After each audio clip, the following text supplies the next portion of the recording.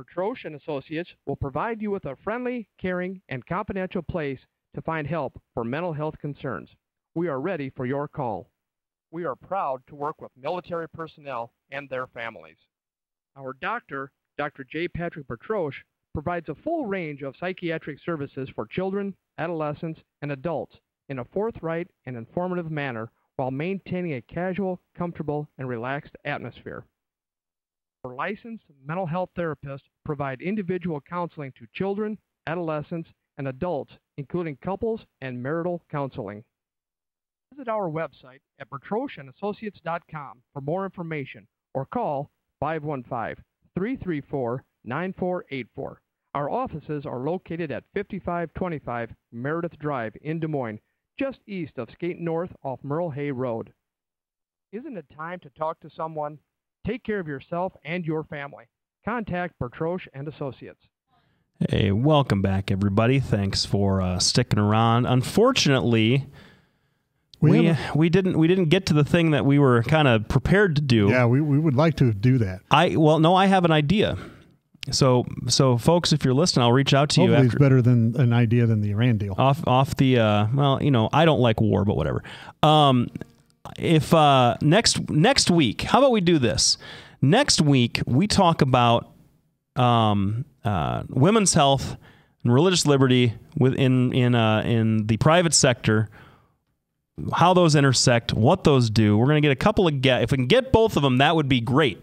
Let's see if we can't get a couple of guests for that show, because I think that's going to take about an hour. I think there are a lot of issues there to unpack. Yeah. There will be a lot of hair pulling and mudslinging. Well, yeah, but I mean, usually our guests are more civilized than us. So I will bring my my rain slicker and my hip waders to deal with all the BS that you no doubt will be spewing, and we'll have a good time. I think we'll have a good time. You bet. Well, let's finish up on Iran. Yeah. And what a bad deal that is. Mm-hmm. Part of the thing is before 2013, which is when this whole thing kind of started, a little bit before. Yep, almost 2 years. Yeah. The Aratech, is that what it's called? The ARAC? The ARAC. There you go. I had it. Nuclear reactor was the one that could really crank out a lot of nuclear material so that it could build bombs. And before the deal came out, it was supposed to be that it gets completely dismantled, destroyed, taken down. Now it isn't. All they're going to do is take the core out and then replace it with a different kind of core that can't produce the heavy weapon stuff, but they still get to work on heavy water fission and fusion and the rest of that. It's going to become an international research center. So it's not closed anymore.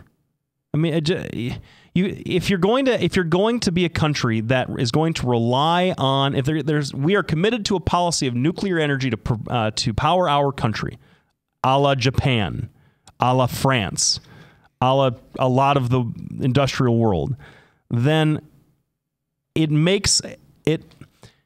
it's not realistic, and in fact is problematic to insist that, no, you're not going to do that. We're not going to. We the United States and Israel and the West have declared that you do not get to have your own. You don't get to be in control of your own energy future.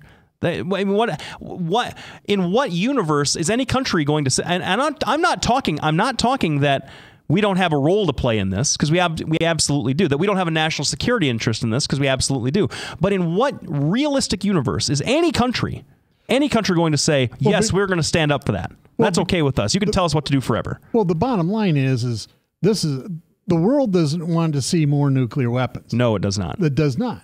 And what this reactor does is it helps them understand how to make nuclear material so that it's fusionable in a weapon, because they don't understand how to do that yet. So now you open it up. Well, great. They still get all that international, whatever. I don't care. All it's going to do is make it so that it's easier for the Iranians, when this 10 years is up, to get this nuclear material. The other thing is if you're not going to have these people get inspected all the time, spot inspections, the rest of it, how can you verify anything? IAEA is going to be there for a long time. That's what they say. That's what they say. But that's the thing. What you have crossed the finish. You have made conclusions based on their history. Very, very, based very on little. Their history. Very little. They don't have a bomb yet. That's because we've stopped them twice. How? How have we stopped them? Stuxnet. Do you know what Stuxnet is? Yes, I know what it is. All right. Well, you looked at me like you're a blank. No. Okay, so one successful or quasi-successful cyber attack. Do you think that's going to be successful again? Yes, absolutely. We have the capability of doing that. The Russians and Chinese do it to us routinely. I'm sure we can do it to the Iranians. You know. So why haven't we done it again? Well, we have. It just doesn't make the papers like Stuxnet did. You know, Stuxnet was something that started infecting other computers, and that's how we found out about it. What I'm here to tell you is that don't you think that if it were possible to keep the bomb out of Iran's hands by using cyber warfare, we wouldn't have been doing it this entire time? Why would we be negotiating? Why would we even be negotiating if we weren't afraid that they were going to get it soon? Why would we be negotiating with them in the first place? Well, I'll tell you exactly why. And I've said this 100 times. Obama's legacy is mixed at best at this point, and he's sitting there going to say, well, I'm going to bring Iran and the U.S. together after 40 years of bad blood. I'm going to be the savior here. It is typical for people. It's typical for him to act this way. This is why we're doing it now. That's what if you and ask me that's why they're and the converse is also true. That's why the Republicans want to block it, because anything that works, anything that even has the sniff of working, it isn't just Republicans. From him. When Harry Reid and Nancy Pelosi get up there and say, we're going to very carefully vet this Iran deal before we give it our approval, you know that something is fishy in the waters. That's all I'm going to say. If they're stopping there going like, yeah, we're not quite sure this is a good deal for us, then you know that it's not a political thing. I'm going to finish this segment this time with a statement by Joe Lieberman. And I'm sure you've said before, he's a person you respect. He said at a House Foreign Affairs Committee Tuesday morning about the Iran nuclear agreement, what began as an admirable diplomatic effort, and I agree, it was an admirable diplomatic effort. Who wants to run around hating everybody? Dissolved into a bilateral negotiation over the scope of that capability. The agreement ultimately draws Iran to become a nuclear weapons state and indeed legitimizes Iran's possession of nuclear weapons capability. This is a bad deal for America, a bad deal for Iran's neighbors in the Middle East, and a bad deal for the world. That's Joe Lieberman. I'm just going to leave this debate there. We're going to finish up the last couple of minutes by talking about something fun. Yeah. What's up? I like how no matter how long George Bush is not in power, the liberals still blame him for everything. Now, LBJ, enough said. Well, because his policies still impact us. His policies are still on the Iraq. paper. The Iraq War was only between 2003 and 2011. That's it. Well, the Iraq War. No repercussions. No repercussions from the Iraq War. Was technically between like 2002 and 2002.2. Yeah. Right. Yeah. There no lasting effects. No ripples in the stream. Fair enough. I was wrong. I was wrong. I'm glad you admit that. Whatever.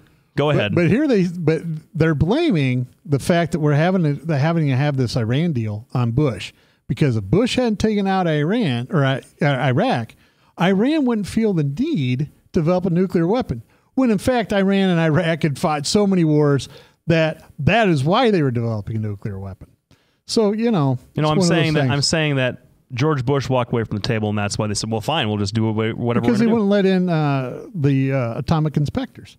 That's why he walked away. Why do that? It wasn't I promised something fun. Yep. Maddie is a sweetheart. We love her. We bombed it on the one segment intro. She took the blame. It's not her fault. Mm-hmm. We also want to say we both, well, me particularly, since I'm built much more like her now than you, really sympathize with the fact that she has not delivered her baby yet.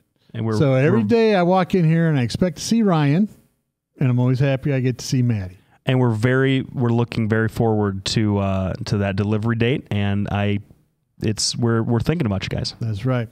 Next week we're going to be talking about religious freedom versus birth control and women's bodies and all that stuff. Hopefully we'll be able to get a couple women on here, because old men talking about women's bodies is something we do on the weekend anyway. So stay tuned, everybody. Thanks for tuning in. We'll be back next week. Good night. Hi, I'm Representative Tom Shaw, and I love these guys. Both of them. Love these guys. Get over here. Get over here. Love both of them.